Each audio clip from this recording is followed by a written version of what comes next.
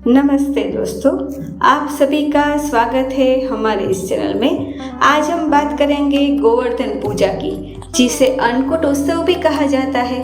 कब की जाती है गोवर्धन पूजा, इसका क्या महत्व है, भगवान श्री कृष्ण ने क्यों किया था गोवर्धन पर्वत का पूजन और इस दिन की पूजन विधि क्या है, इन सब का विस्तार से वर्णन करेंगे।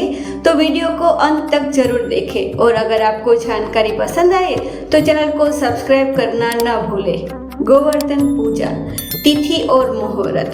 तो पंचांग के अनुसार गोवर्धन पूजा का पहला मुहूर्त है 22 अक्टूबर को सुबह 6:26 से लेकर सुबह 8:42 तक रहेगा।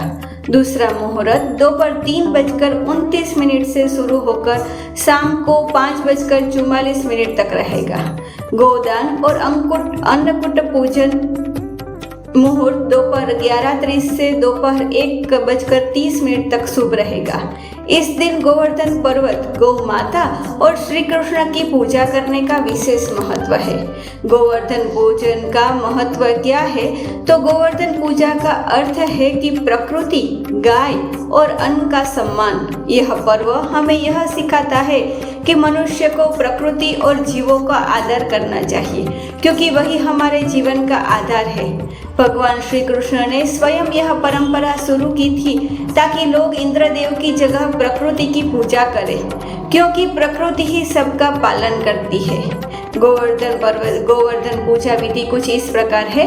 तो सुबह स्नान करने के बाद व्रती स्वच्छ वस्त्र धारण करे, घर के आंगन या मंदिर में गोबर से गोवर्धन पर्वत का प्रतीक बनाए। इस पर्वत के चारों ओर गौ, वृक्ष और श्री कृष्ण की मूर्ति या चित्र भी सजाए। पूजन की मुख्य विधि कुछ इस प्रकार है कि पहले दीप प्रज्वलित करें और फिर भगवान श्री कृष्ण का ध्यान करें। फिर गोवर्धन पर्वत की प्रतिमा या गोबर के गोवर्धन की पूजा करें। दूध, दही, घी, गुड़, अन्न, पुष्प और तुलसी दल अर्पित करें। इसके बाद अन्नकूट का प्रसाद तैयार करें। इसमें विभिन्न प्रकार के व्यंजन बनाकर श्री कृष्ण को अर्पित किया जाता है। गौ पूजन करें, गायों को फूलों की माला पहनाए और गुड़ व चारा खिलाए। पूजा के बाद परिवारजन मिलकर गोवर्धन पर्वत की 7 परिक्रमा करें। अंत में आरती करें और प्रसाद का वितरण करें। गोवर्धन पूजा की पौराणिक कथा कुछ इस प्रकार है कि एक समय की बात है, गोकुलवासी हर वर्ष इंद्रदेव की पूजा करते थे ताकि वर्षों ठीक रहे। परंतु भगवान श्री कृष्ण ने कहा, इंद्र नहीं, हमें तो उस गोवर्धन पर्वत की पूजा करनी चाहिए जो हमें घास, पानी, फल और अन्न देता है। हमारा असली पालनकर्ता गोवर्धन पर्वत है, न कि इंद्रदेव। गोकुलवासियों ने श्री कृष्ण की बात मानी और इंद्र की बजाय गोवर्धन पर्वत का पूजन किया। यह देख इंद्र क्रोधित हो गए और गोकुल पर भयंकर वर्षा करने लगे। चारों ओर बाढ़ जैसी स्थिति हो गई।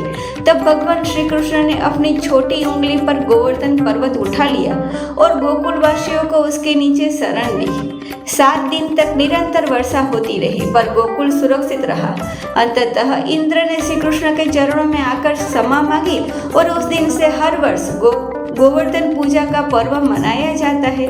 इस दिन अन्नकूट का भी बहुत महत्व है। गोवर्धन पूजा के साथ साथ अन्नकूट उत्सव भी मनाया जाता है। इस दिन 56 भोग या 108 व्यंजन बनाकर भगवान श्री कृष्ण को अर्पित किए जाते हैं। यह अर्पण प्रकृति के प्रति आभार का प्रतीक है। इसके बाद यह अन्न प्रसाद के रूप में सबको बांटा जाता है। कहा जाता है कि इस दिन अन्न का दान और गौ सेवा करने से अनंत पुण्य की प्राप्ति होती है। गोवर्धन पूजा से जुड़ी हुई कुछ मान्यताएं भी है। इस दिन गौ सेवा करने से सभी पापों का नाश होता है। गोवर्धन पर्वत की परिक्रमा करने से घर में समृद्धि आती है। अन्नकूट का प्रसाद ग्रहण करने से वर्ष भर धन धान्य की वृद्धि होती है।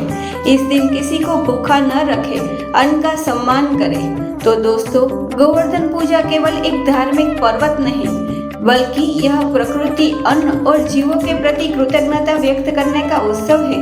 भगवान श्री कृष्ण हमें यही सिखाते हैं कि प्रकृति हमारी माता है और उसका आदर करना ही सच्ची भक्ति है। जय श्री कृष्ण, जय गोवर्धन धारी।